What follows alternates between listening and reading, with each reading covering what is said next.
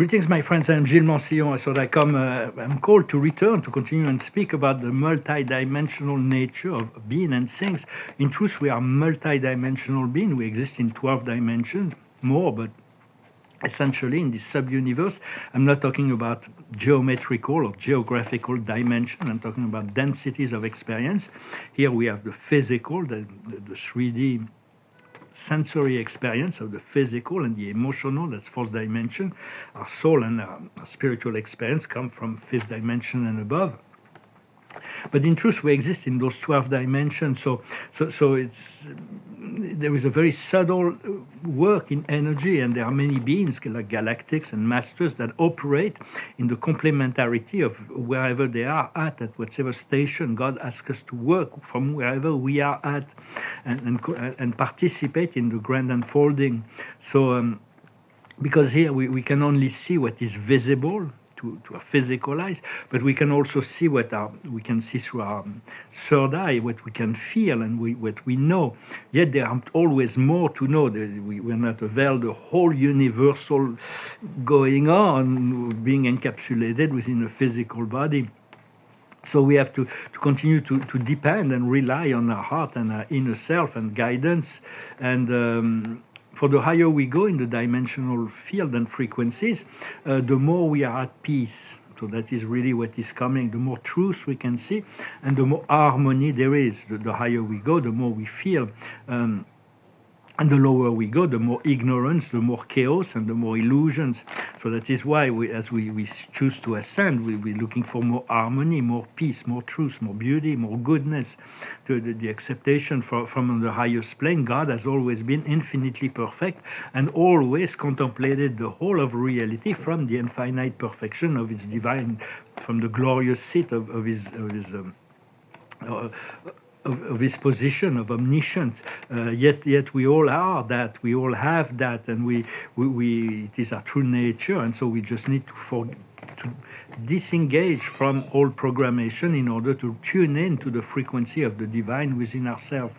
So for we always seek to look at all things from the most neutral perspective and consciousness that we are able to. For the Christ said, he who has never sinned may throw the first stone. We don't know our mistakes. We don't know what we've done even in past life, and sometimes in this life we made mistakes. So if we do not judge others, it will be a lot easier to forgive ourselves. So try to be generous in your judgment and try to find this point of neutrality and harmony.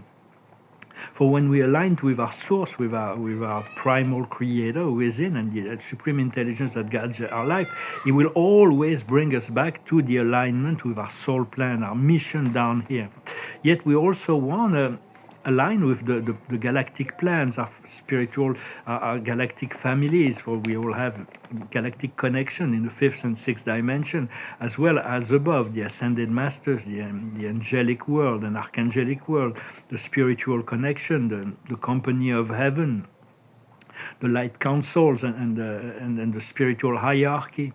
But in this world, this physical world, it is also good to connect to the four elements and the four directions. For it is those are great beings, very intelligent beings that maintain the whole process of evolution. The four elements, the four corners, are always called on in magical invocation before anything. So we send greetings to those great beings that hold the elemental kingdoms and the direction of physicality. But there is also the consciousness of Mother Earth, the planet, as well as the solar consciousness and the other celestial bodies that are always present. We welcome them into for me it's usually my I am presence that inform me of certain planetary bodies that are activating something within me. But our sun is part of a great family of stars. And within our local universe, the star cloud of Nebadon, there is about 10 million suns. Yet there is 100,000 such local universe within our super universe, within our great galaxies. And then there is 7 super universe that are always eternally going around in counterclockwise motion around the central universe that is invisible in the physical realm, yet it will always hold the gravity of the cosmos, and everything is circular. Just doesn't come from a big bang and a gigantic explosion and goes in random all over the place. But that, of course, and paradise holds the center of the central universe. Yet those things are very spiritual, but they're very scientific, and science will slowly but surely integrate that eventually, this knowledge of the grand universe and the master universe, the future expansion of the cosmos. And we've been living in a 3D reality that's very rigid. It's all about karma, about strict cause and effect.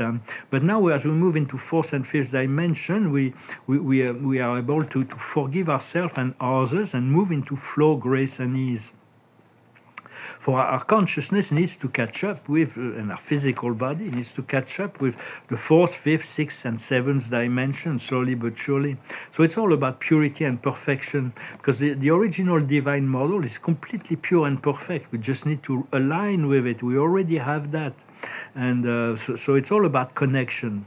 Everything is about connection to the source, connection to knowledge, connection to love, connection to wealth, connection to health, art, science, philosophy. Everything is about connections. And right now there is a great deal of awakening of source reality, the codes of remembrance of our origin. And so we just don't need to intellectualize it too much, but to be receptive when it comes to be informed by a higher connection, a higher self and supreme intelligence that coordinate all that. There's a little exercise that we can do. There's many exercises. Always sort of do this little exercise. Take the time, close your eyes, and visualize a bright star in 30 centimeters, 1 foot above your head. It's a bright star, and then you see it's englobed within a bubble. It's like, so there is a white light it is the doorway to the higher plane and to your higher self.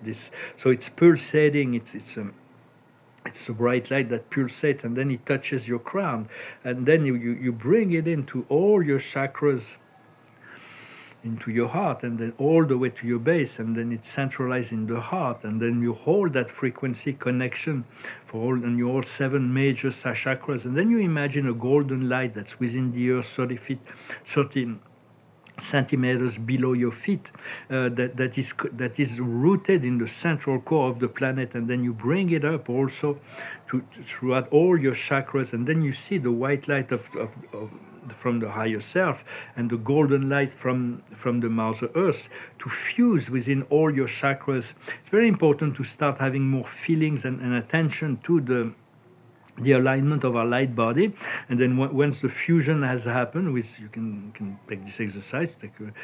If you make the intention to do that, even if you don't see it through your third eyes, you will see it more and more. It will already created this fusion, and then you can send back the Earth star into the Mother Earth with the light of a higher self, and then return this gateway to these eight chakras above our head. So it's very important to get more and more access to our grounding below and to our higher self above. So that is a little exercise. So it is.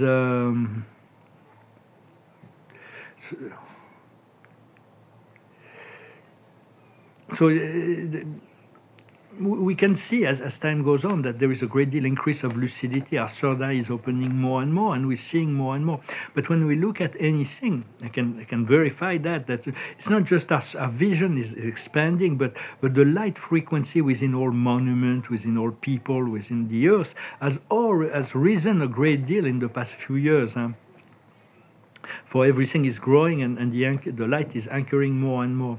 So it's very important to surrender and contemplate the chaos. Don't try to fix all the chaos. The chaos is coming because there is a need for purification, and so allow the divine order to align the divine chaos to bring back order into things. Sometimes it's not the mental planes will not it's not needed. It's much more about this process is more about letting go than control.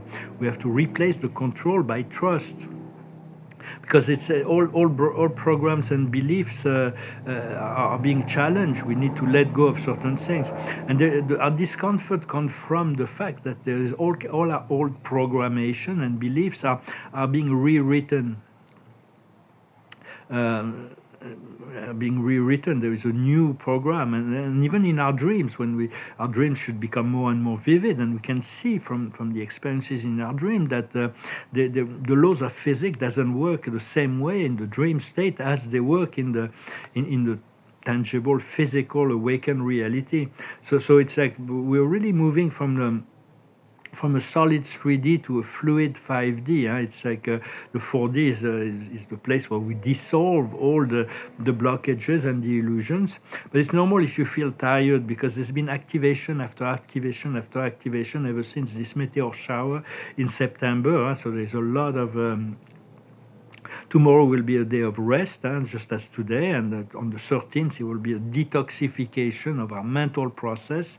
There is Saturn that's opposing Mercury, so there is a great deal of opportunity for aligning with the manifestation power of Saturn, and we return to the power within. It's like, and on the 18th, it was announced, and on the 18th, our shadow self will be fully integrated, and we're going to be able to really move into the next level of self-empowerment and creativity. And the moon is being activated too for a very long time. People do not know that, but the moon is not a natural satellite of the Earth. It's an advanced artificial intelligence for extraterrestrial origin. Originally came from the Pleiades, and he was captured during the Orion War and was kept here as the guardian of the prison. But now it's been turned into the light. He will ascend with the planet. It is the gentle light of the feminine that reflects the light of the sun, the silver light that reflects the golden light of the sun. So the moon is really participating in this deactivation of all kinds of older beliefs now, and so we'll discover there is so much to discover about a universe or even neighborhood, just about the planet. There's so much treasures and secrets just on the planet and our moon and all the solar systems. So it's going to be quite amazing. There is always more to know. I know that I do not know. So, but be curious and just ask. Be bold. Be audacious. Ask the universe. Ask God. And then when you see that you're ready to receive an information, it may be very shocking. Some things may be very shocking, but take whatever you receive as a truth that is unfolding. Well, my friends, thank you very much for your presence. Thank you for listening. Thank you for liking, sharing, commenting, and for subscribing, and for your donations. If you can, it will be returned 100 times. We're really moving into this great flow of energy. And the card of the day is approaching the precipice. It's really, there's many choices and decisions that will need to be made.